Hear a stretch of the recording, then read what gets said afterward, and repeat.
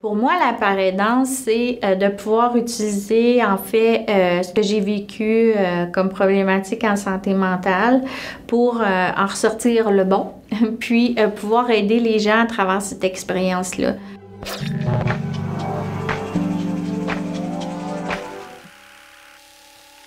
Mon nom, c'est Geneviève. Je suis paraidante à Accessible SMT pour Santé mentale travail.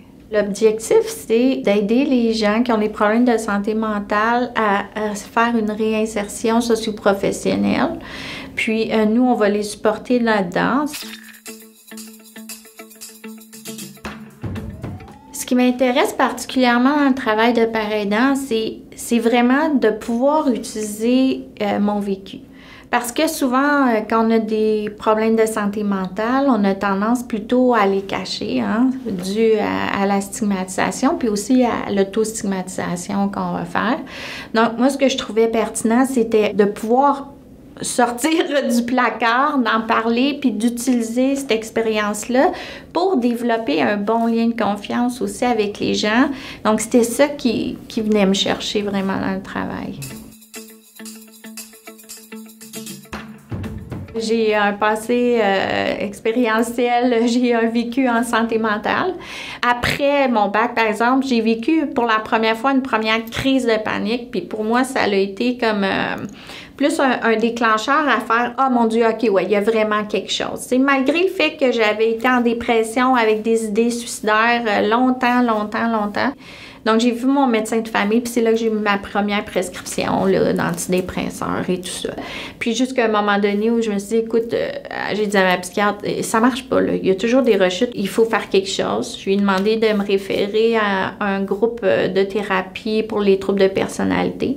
Puis, j'ai fait une thérapie individuelle pendant 1 an de temps. Puis, c'est ce qui m'a aidé beaucoup. Puis, je suis allée en travail social, pendant mes difficultés.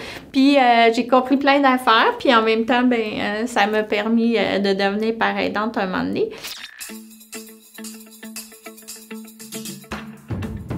La différence, c'est vraiment dans le fait de divulguer à la personne ses difficultés. Ça permet de créer une relation de confiance qui va être forte. Parce que quand on parle de compréhension, puis on dit « je comprends », ils voient qu'on comprend authentiquement pour vrai, là. Quand on est hypersensible, on a tendance à un moment donné à se protéger, à se mettre une certaine carapace, donc à mettre une distance aussi en intervention qui sert à se protéger. Mon plus grand défi que je me suis rendu compte puis que j'aimerais travailler, c'est d'ouvrir ça un petit peu, d'ouvrir ça, permettre un peu plus de chaleur, un peu plus de relations émotionnelles concrètes, profondes, être plus dans l'amour et tout ça. Puis on s'en est rendu compte beaucoup dans la pandémie.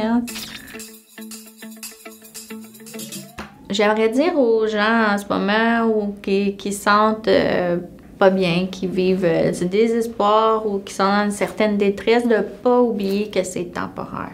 La souffrance, ça reste qu'elle est temporaire. Ou si elle demeure d'une certaine façon, elle va s'atténuer, mais il y a des façons aussi de vivre avec. Puis, n'hésitez pas à demander de l'aide.